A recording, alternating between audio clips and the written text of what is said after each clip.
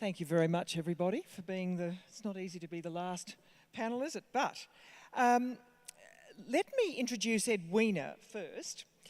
Edwina and her husband own and operate Blantyre Farms. It's a 2,200 sow pig farm and a mixed farm of sheep, cattle and crops. It's near Young in New South Wales, where my family came from, the Normoils, who had the big, they were the Normoils, the big steel place. Now, Blantyre uses a methane digestion system to capture methane gas from pig manure and convert it into electricity. And the New South Wales EPA recently awarded Blantyre a Green Globe Award for resource efficiency. So let's see their video. So Edwina, who drove this? Honestly, who drove this change? It looks like a significant change to me, but maybe it was more gradual. How would you see it? Yeah, the change has been more gradual, and it probably began with my parents, who started down the food waste track. We used to call it byproducts, now we call it food waste. But really, we've got a pretty good team behind us. My husband, who's a bit camera shy, does do an awful lot. We have a team who's been there, a lot of them for a very long time. We have loads of people who are just clocking over long service leave at the moment, left, right and centre. I think having those people there... So they've lasted that long, in other words? In fact, the lovely story is we have two guys who've just got long service leave and they're only 25. So that means they started with us when they're 15. God, right. Having people there for such a long time really helps us because they know what they're doing, they know where we're heading, and we just keep pushing. So what's your next, is there a development in this process? We would love to expand our farm, and we've actually had a lot of difficulty doing that, and that's one of my, one of my beefs. You can see the wonderful things we do. We're very sustainable. I think we have the lowest carbon footprint of any pork produced in this country, and we couldn't get a development application approved. So it's really hard out there. It's not straightforward. Is that capital or is that regulations? Regulations. Regulations. So, that's a problem we've had, and... Anyway, hopefully we'll try again and hopefully we'll sort that problem out. So at the moment we have more food waste than we can use. We would like to have more pigs so we can make efficient use of those resources. Interesting, thank you very much. Now Stephen Bierema, is this correct? Very well. That's good. Stephen started his farming career, or his food production career, as we're told we've got to say now, in 1985 on the family farm in the Netherlands. Before migrating to New Zealand in 2004, they wanted a different outcome for their children, and they operate a 500-hectare irrigated farm. They grow cereals and fine seeds, and they fatten 5,000 store lambs over the winter. Stephen is a client council member of Rabobank, and he's a board member of the Ashburton-Lyndhurst Irrigation Scheme, as well as the New Zealand Foundation for Arable Research and its Australian subsidiary. So he's a very active man, and let's see the work that he's doing. And you need to know about the customer, according to what we've heard earlier today, which was that great sort of plea for farmers to think more about the consumer. Now, do you think that that's a reasonable sort of invitation? I think we are very guilty of not knowing our customers. Really? We are recently, what we've done, because we are a producer of fine seed, so we do know what our customer is, who our customer is. That's basically because we produce the seed, which goes anywhere in the world. We don't know the end user, so we have to rely on our customer abroad to relay what his customer wants. But we have to admit, that's the thing where we are lacking. Why do you think this is so? As a farmer, if you... Disruptive food, well, I think it's a strange word, because that's basically progress, and that's happened all the time, anywhere in the world. Where we struggle is we produce what we produce on our farm, and we can't chop and change within 1 year. So therefore, you have to be, it's a reasonable long sequence in the production model, and you only adjust over time. So if there is suddenly a change in demand of oat milk, well, as a farmer, you can't suddenly change your whole business plan to start producing oat milk. And that's where the risk, and also where we need to have the knowledge, if you want to change something, whether it's a viable option. Because you can't start producing something which you don't know about and don't know whether it's a viable option. That's where you need research. So it's the input to, so are you saying that you do need, farmers generally in your judgment, do need input and judgment, judgment calls made by people who read the market well? Yeah, yes. That's a very interesting thought. Thank you very much. Now I'd like to introduce David and Danielle Statham. And they have very different stories to tell, as we've heard. I've heard outside. Danielle's had 25 years in the fashion industry, and it's given her a real passion to close the loop, as it were, between the fashion world and, goodness me, with all the various changes and, just we're hearing about sort of being fleet of foot. Well, that's certainly what you need to be in the fashion world. And she has this quite considerable entrepreneurial vision, which we'll talk about in a moment, behind the fibre trace technology, which we'll come to. David has a vision of innovation and progressive farming techniques, and he's very proud of his bragging rights of being the world's first carbon positive cotton farming operation. It's a 25,000 hectare contiguous farming operation west of Moree in New South Wales, which has created a world-leading team with over 35 years in the agriculture industry. So 2 different stories. Let's watch their story. Well, now that was a fascinating video, I have to say, of totally different fields. So just tell me about this fibre trace technology, please, Danielle. Okay, firstly, they're not really different fields because without fashion, we don't have cotton. Without see cotton, what you we mean, don't have but fashion. it feels like that. Correct. So by being able to trace your raw fibre, it gives an answer to the brand and gives an answer to the consumer, what they are asking. The consumer at the moment is Gen Z that are coming through. Their spend is enormous. For them to be asking these questions, they know that there is no planet B and they want to know where their raw fibre is coming from. And for us to be able to trace that all the way through lets them make an intelligent, informed decision on what garment they wish to buy. And so what do you provide the merchants with?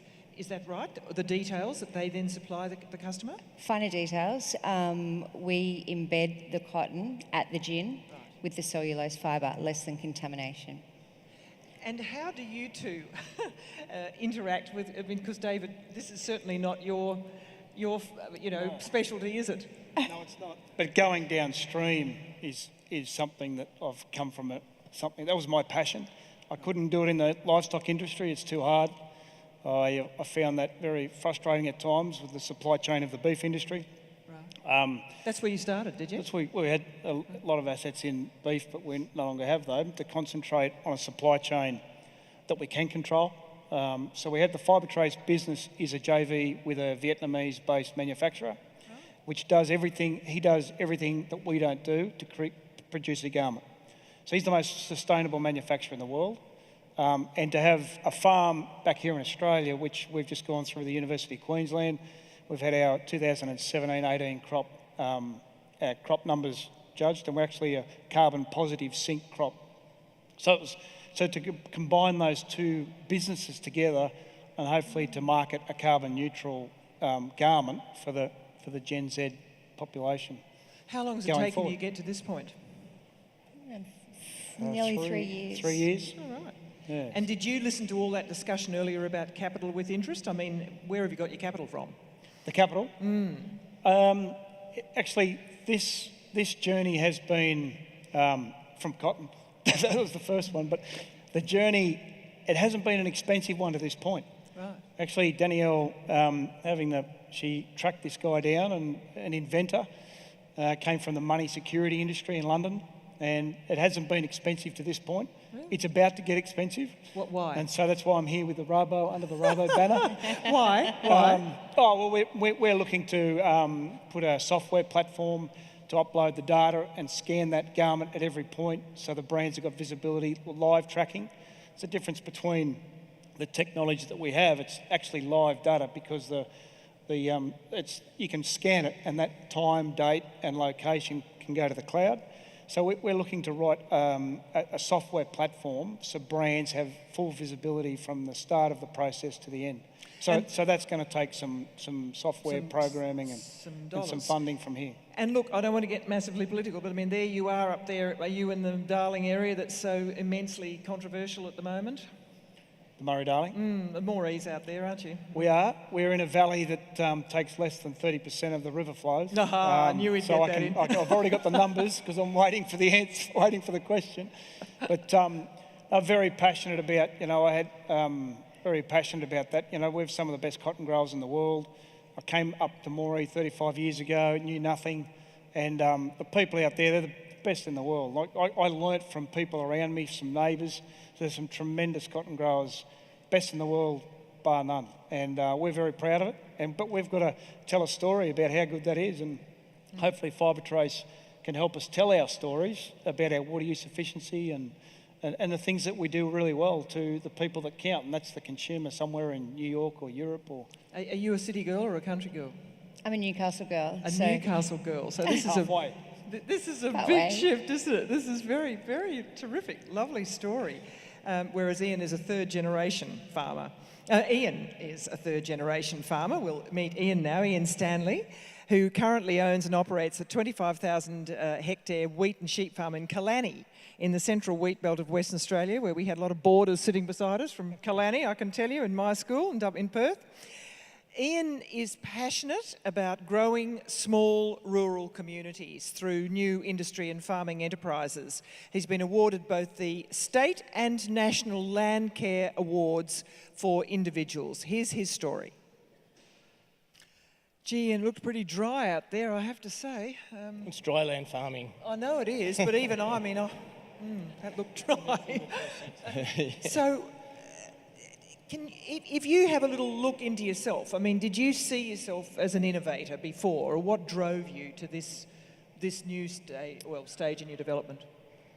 Well, it didn't start with me, it started with my father. And the soils you saw there in Killarney, it is very dry. Our rainfall is about 285 to 300 millimetres a year, and there's obviously no chance to irrigate. And we decided that, and in order to get the areas of cropping that was required to form a wheat growing industry in that part of the state, a lot of land had been cleared, and my father in his working life realised that it had been over-cleared, and he decided we should put trees back in the environment as one of the ways of stopping degradation and salinity and all the other things which are starting to limit production. If we were going to plant a tree back in the environment, let's make it a tree which potentially could be diversify and create another industry. That was about in 1990, and we thought that was about a 10-year program. So I inherited those trees and started planting a fair few myself. And because the trees, once they get beyond a certain age, become unviable as a crop, we then had to work out a way of trying to get harvesting systems which enable us to get them back to their form. If everyone understands, you harvest these trees, then 2 years later you harvest again, and that's perpetual. They just keep coppicing, and as I said in the video, they're native. They don't require, they live on historical water, so they don't require our seasons are fairly variable. Which eucalypt is it? It's a species called kochii, or some people may know it as Polynisma or Horistes, but effectively kochii. So it's a native to the area. It doesn't grow anywhere else in the world, and I don't think anywhere else in Australia either. It's limited to the central wheat belt of Western Australia. And one of the really good properties of it is that the oil it has in its leaf is very high in yield and is the most valuable eucalyptus oil in the world. Fantastic. And you worked this out, did you? No, I didn't work it out. No, the whole idea of an oil industry was formed by the then CALM, Conservation Land Management Government, and some farmers in the wheat belt areas. They came up with this idea of putting trees back in the environment and integrating it into farming practices. I mean, it's wonderful to improve the environment, but if you don't do it commercially, then there's not much point, is there? No. Well, that's terrific. That's a marvellous story, because I know that area, quite well, and that's marvellous to hear. Look, I'm going to ask you all, that question I flagged earlier, because I think it produces a doing answer as opposed to a description of the problem answer. If you had a lever of power to pull, what would it be that would improve the area that you're in? I mean, Danielle, what would you say? To pull the lever of knowledge is power to the consumer and power to the brand to be able to tell a story in real time and to be able to tell a positive story. I think that's probably the best thing that we can do for the garment industry. To improve the narrative, as they say. To improve the narrative, indeed. David. Mine could be long-winded, and I had the opportunity to speak to Mr. David Littleproud prior to his speech. I was hoping he was going to follow me. I hope he was going to follow me, but that's not the case. I hope he's still here. But there's only one lever, and if I had the genial lever, it would be to have, I'll diverse for a minute, unlike our Dutch hosts and our Kiwi partners, we have a very erratic rainfall pattern in Australia, the most erratic in the world. We have the water on this country, it just falls in the wrong place. But we need leadership from politicians like David, who was so passionate up here in his speech, to build water infrastructure projects from the north to the south to divert rivers without affecting our coastal friends and fishermen. It can be done. It might take someone like a Linda Cruz to help David Littleproud. I found her speech fascinating. She was so passionate, and it was an incredible speech. So someone like that, there are ways to do it. We need passionate, very strong political figures to build water infrastructure projects in this country so family businesses like ours can have more water security and invest downstream into technologies like this and to turn 60 billion into 260 billion. The Americans have done it. We can do it. We just need leadership from government to do it. That's the lever.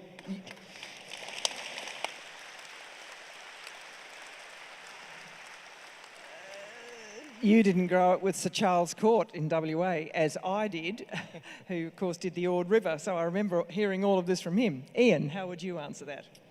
It's a fairly difficult question to answer it, but there's so many levers that could be pulled. But if I can concentrate on just one, which affects what we're doing in Kalani, and I think this can be replicated to other parts of the wheat belt. One of the issues we're trying to, and it's been mentioned today, reverse, is this population decline in where everybody wants to go and stand on the beach. And we have to encourage our sons and other people to come back and find a living, too. and daughters. That's even harder, I've got to say. But yeah, of course, the more women we get back into the district, the better. But another thing that's been discussed today is how we deal with waste. And I believe agriculture has a fantastic opportunity to use waste to improve the environment and to improve production in some of the lower rainfall, and in fact some of the high rainfall areas. And we do that, if we use the oil mallee harvesting as an example, once we've extracted the oil from the leaf, we end up with a big pile of biomass. We've got thousands of tonnes of it now at our distillery. And we've also, in my other life, I've been developing technology. You can take that biomass and turn it into energy, gas, which can run a turbine or a genset and power the town. The byproduct of that is a product called biochar, which some people in the audience might be aware of. If they're not, they're going to be, because it's coming. And biochar back into our environment will not only improve production, so you have trees growing here, biochar back in the soil, improving that production, more food, and as well as that, biochar is a very, very permanent store of carbon. So I see, if I could pull a lever, I would be getting people and I've been bashing my head against this door for some time. We need biochar to be on the positive list as a carbon store, because it actually does store carbon, unlike a lot of the other policies which are espoused at the moment. Okay, thank you. Ian, now how would you see it? It's a hard question, I know. Farmers, definitely if I talk about New Zealand, farmers in New Zealand, they do get it that we have to change our practices because we do have global warming. We can't say it's not true, but it is a fact of life. What we've done 20, 30 years ago, it's quite handy to blame us for that, but they did it with the knowledge of the day. Today is today, and we have to move on with that knowledge, and we need a new knowledge.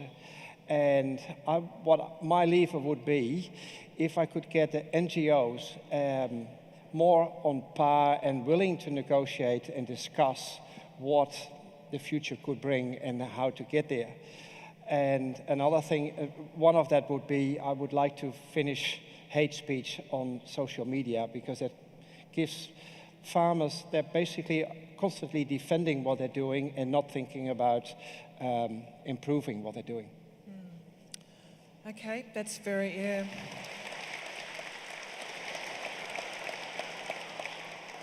I have to admit I hadn't thought of that. That's very interesting. Edwina. Geraldine, I'm not sure I can be trusted with a lever. On our farm, we produce pork, beef, and lamb. I'm not very fond of vegans. But on a more serious note, I think if I had a lever, I would really like the government to back farmers even more, to help farmers who are doing the right thing, like ourselves, running a really sustainable farm, to expand and not have red tape that's crippling. I would also like the government to get in behind us and stop people breaking into our farms. Our own farm has been broken into about 4 or 5 years ago 10 times, and we had hidden cameras put in them. Last week, a feedlot in Queensland was broken into. As far as I can see, nothing's changed in that time. So I really think we need to be given a fair go and to, just be protected like normal citizens are. Interesting.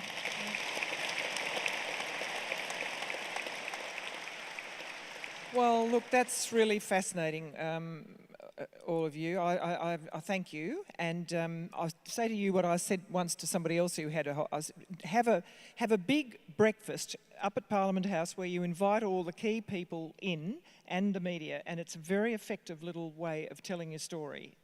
It is. It's something I was often asked to sort of moderate these sorts of things, and I think they're grossly underrated as an achievement, if you know what I mean. So obviously the stories need to be told better. So ladies and gentlemen, please thank our fabulous innovators. I really do think they need a... Okay, fantastic.